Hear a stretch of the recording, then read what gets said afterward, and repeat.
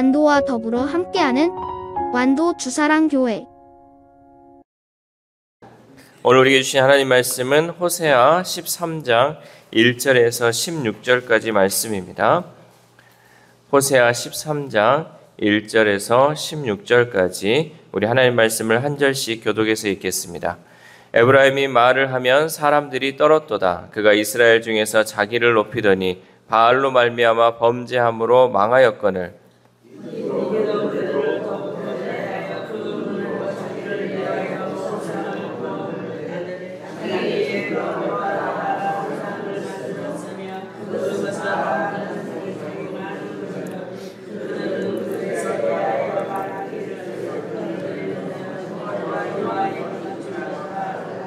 이러므로 그들은 아침 구름 같으며 쉬 사라지는 이슬 같으며 타작마당에서 광풍에 날리는 쭉정이 같으며 굴뚝에서 나가는 연기 같으리라.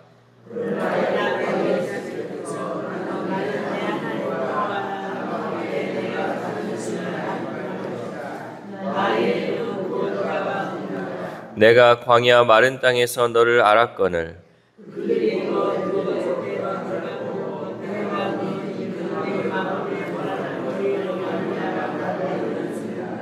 그러므로 내가 그들에게 사자 같고 길가에서 기다리는 표범 같으니라.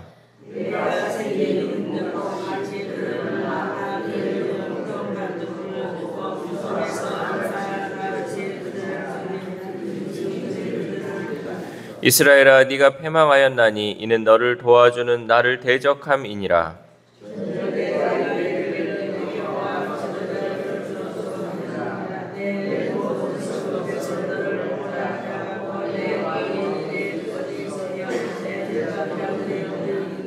내가 분노함으로 내게 왕을 주고 진노함으로 패하였노라.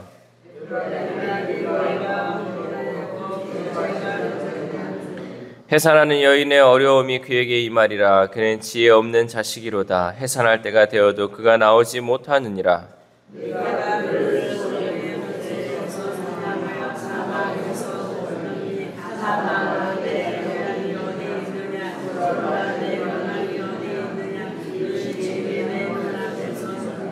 그가 비록 형제 중에서 결실하나 동풍이 오리니 곧 광야에서 일어나는 여호와의 바람이라. 그의 근원이 마르며 그의 샘이 마르고 그 쌓아둔 바 모든 보배의 그릇이 약탈되리로다.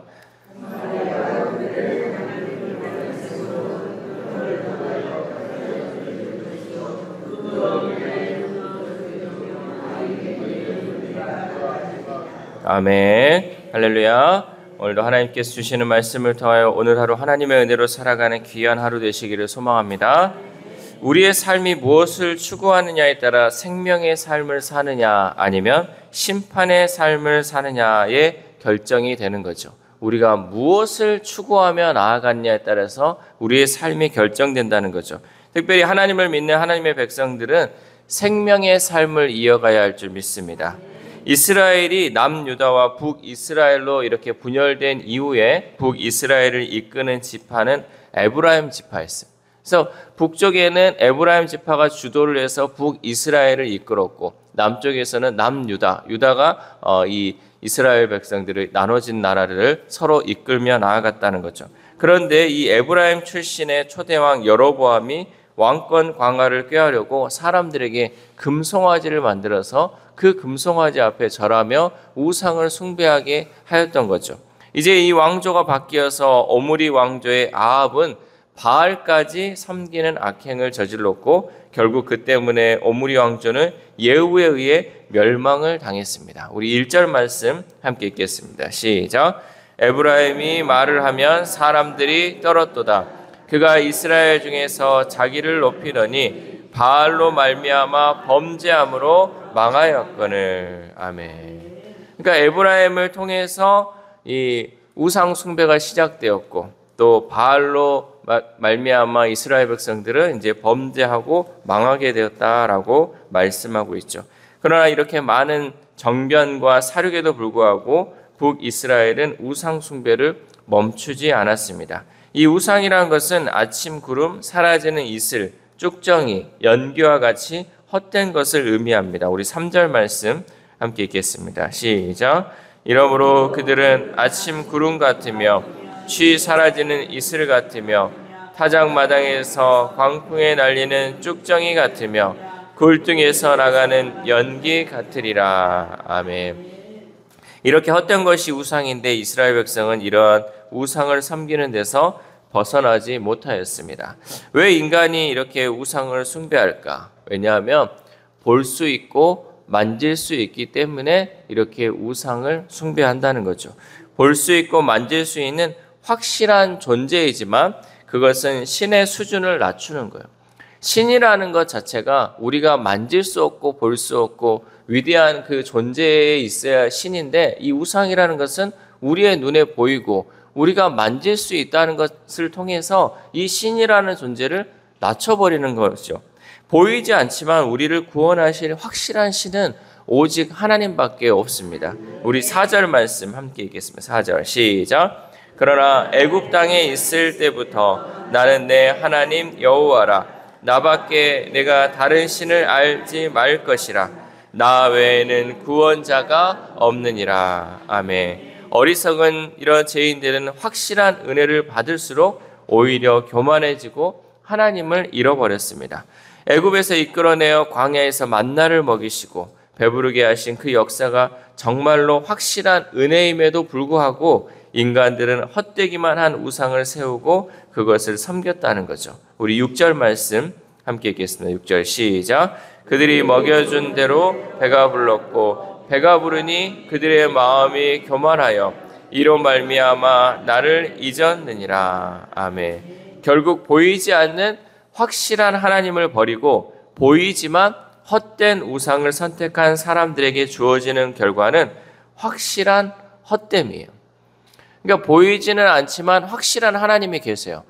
보이지만 헛된 우상이 있어요. 사람들이 선택한 것은 이 헛된 우상을 선택함으로 통하여서 확실한 하나님을 버렸죠. 결국 확실한 헛됨을 추구했다라는 것이죠.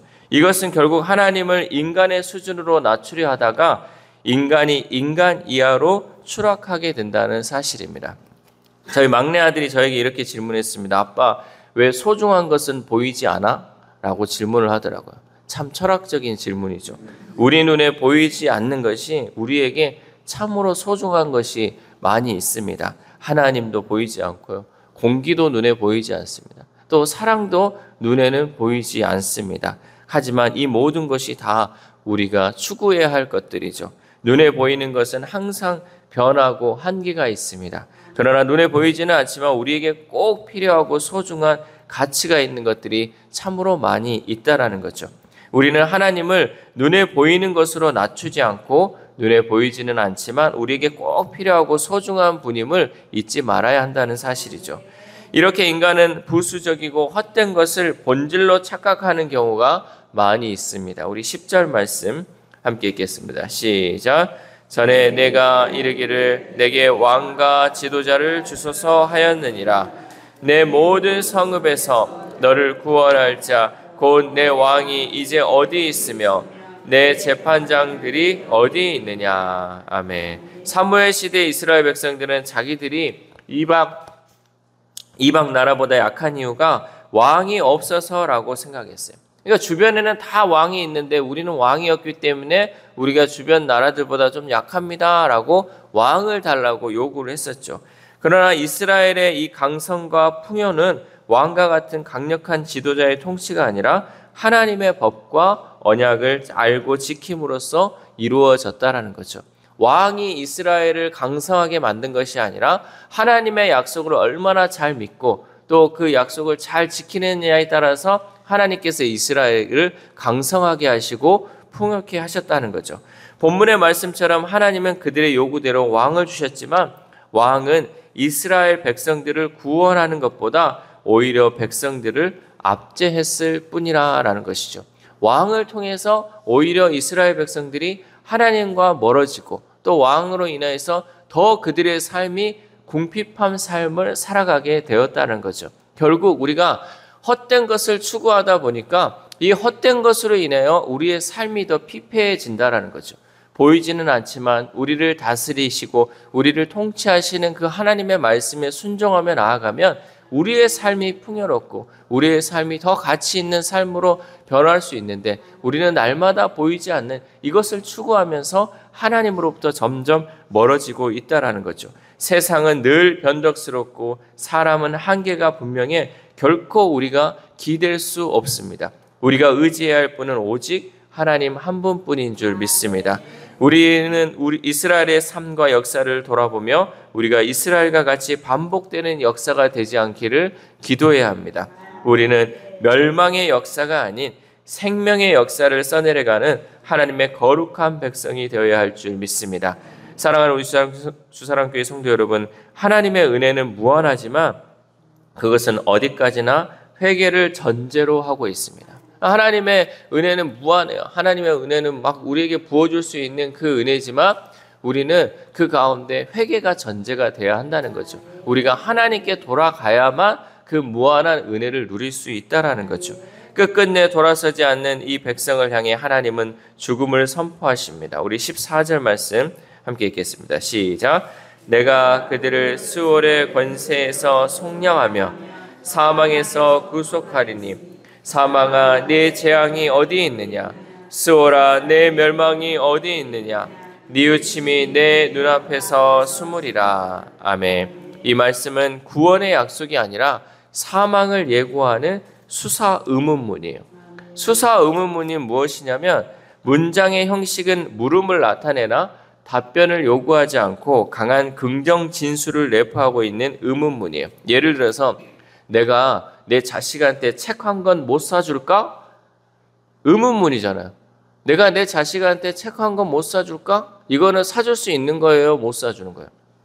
사줄 수 있는 거예요. 내가 이것도 못하겠어? 라는 것을 표현하는 거잖아요. 그러니까 강한 긍정을 의미하는 것이죠.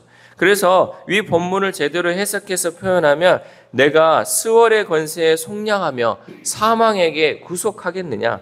사망아 스월아 무엇을 망설이냐? 이스라엘의 죽음을 어서 집행하라 라는 의미인 것이죠. 하나님은 사망의 권세에 구속되지 않으니 너는 이제 죽음을 맞이할 것이라 라는 선포이는 것이죠. 이 이스라엘 백성들이 너희들이 그렇게 회개하지 않고 그렇게 돌아오지 않으면 결국 너희들은 죽음뿐이다 라는 것을 선포한 것입니다. 광야에서도 생명의 삶을 누렸던 이스라엘 백성들이 이제는 풍족한 삶 가운데에서 멸망의 예고를 듣게 된다는 거죠. 우리의 삶이 비록 가진 것이 없다 할지라도 그곳에 하나님만 있으면 돼요. 그러나 내가 많은 것을 가졌다 할지라도 그 가운데 하나님이 없으면 아무것도 아니라는 사실입니다. 여러분, 생명의 길은 오직 하나님 안에 있습니다. 하나님만 의지하고 구원의 은혜를 잊지 않는 자에게는 영원한 생명이 약속된 줄 믿습니다. 오늘 하루를 살아감에 있어서 하나님의 주권을 인정하며 그 말씀에 순종하며 하나님만을 붙들고 하나님만을 의지하여 하나님과 동행하는 저와 여러분 되시기를 주님의 이름으로 소망합니다. 기도하겠습니다. 하나님 감사합니다. 오늘도 귀한 말씀을 통하여서 하나님 우리에게 말씀하여 주심에 감사를 드립니다. 이스라엘 백성들은 정말 그들이 배가 불러서 하나님을 섬기는 것이 아니라 우상을 더 섬겨나가는 모습을 보게 됩니다. 하나님, 혹 우리의 모습이 이렇지는 않습니까? 우리의 잘됨과 또 우리의 배부름으로 인하여 우리가 하나님을 더욱더 섬기기보다는 세상 것을 더욱더 쫓아가지 않았는지 우리의 삶을 다시 한번 돌아볼 수 있도록 도와주시옵소서. 세상의 모든 것을 가졌다 할지라도 그 가운데 하나님이 없으면 아무것도 아니고 세상에 우리가 가진 것이 없다 할지라도 내가 하나님만 있으면 모든 것을 만족하며 살아갈 수 있는 존재임을 깨닫습니다. 하나님, 오늘 하루도 우리가 하나님의 은혜를 바라봅니다. 언제나 하나님께 돌아가게 하시고 언제나 하나님만이 내 삶의 유일한 이유가 될 수 있도록 도와주시옵소서. 특별히 아픈 환우들을 위해서 날마다 기도합니다. 하나님, 그 심령을 붙들어 주시고 그 육신을 붙들어 주심을 통하여서 그들이 온전히 하나님만을 바라보게 하시고 하나님의 그 은혜의 삶을 살아감을 통하여 온전한 회복, 치료의 은혜가 있을 수 있도록 도와주시옵소서. 또한 우리의 자녀들, 우리의 다음 세대들 세상 것을 쫓아가지 않도록 하나님 도와주시옵소서. 이 모든 세상 것은 안개와 같고 이슬과 같고 또한 굴뚝의 연기 같은 그 삶인데 하나님, 혹 우리의 자녀들이 그것을 쫓아가다가 하나님을 잃어버릴까 두렵습니다. 하나님, 그들의 삶 가운데 하나님을 찾게 하시고 이 세상 모든 것의 답은 오직 하나님께만 있음을 그들이 고백하며 하나님께 나아갈 수 있는 우리의 자녀들, 우리의 다음 세대들 될 수 있도록 도와주시옵소서. 또한 오늘 하루를 살아갑니다. 하나님, 오늘 하루를 살아감에 있어서 우리가 세상 것 쫓아가면서 바쁘게 살아가는 것이 아니라 정말 우리가 하나님만을 바라보면서 하나님이 주시는 그 평안의 삶을 살아가게 하시고 평강의 삶을 살아감을 통하여서 오직 하나님과 동행하는 귀한 하루 될 수 있도록 도와주시옵소서. 이 모든 말씀 우리를 구원하여 주신 예수 그리스도의 이름으로 기도드립니다. 아멘.